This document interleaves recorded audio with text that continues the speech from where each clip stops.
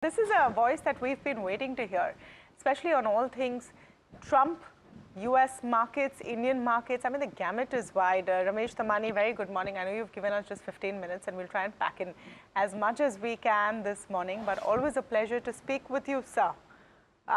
Good morning, Tamanna. Thank you for having me.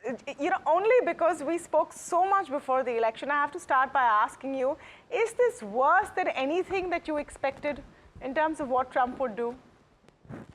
I think, Tamanna, sometimes you just run off of expletives and expressions to explain what has been going on. And I've reached that point, I think. I think America itself is fast approaching what I call the Liz Truss moment, when Liz Truss did a unpopular set of economic policies and the markets forced her to resign and reverse course. And while I don't think Trump is about to resign, in fact, the US presidency doesn't allow that, I think at some point or the other, the markets will force a rethink in the White House of what has been done. But I've never seen in my life such kind of economic vandalism by the leader of the free world, It happens in, dictatorship, tin pot countries. I had never believed it could have happened in America. But as we speak, it's happening and unfolding in America. Almost seems we're talking about protection money.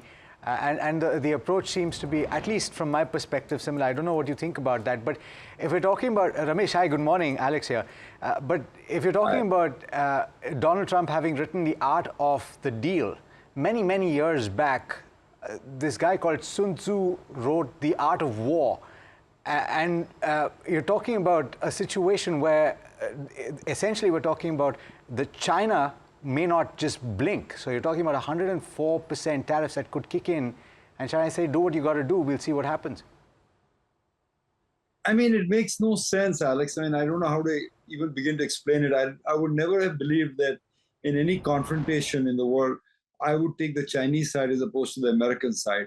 And yet that's happening. I think before our eyes, I think what Trump wants to do is he wants to prove that it's no longer a nanny state, but a daddy state, and that he wants to dole out favors and do crony capitalism to people.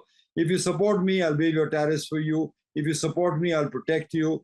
I mean, what you said in the initial monologue of this protection money, I think that's what he's doing to NATO. I mean, the most secure alliance that has kept the world so peace and prosperous for the last 75 years is being dismantled because Trump is essentially saying, pay me more money or I won't protect you, which is beneath the level of a US presidency to ask for Hafta protection money.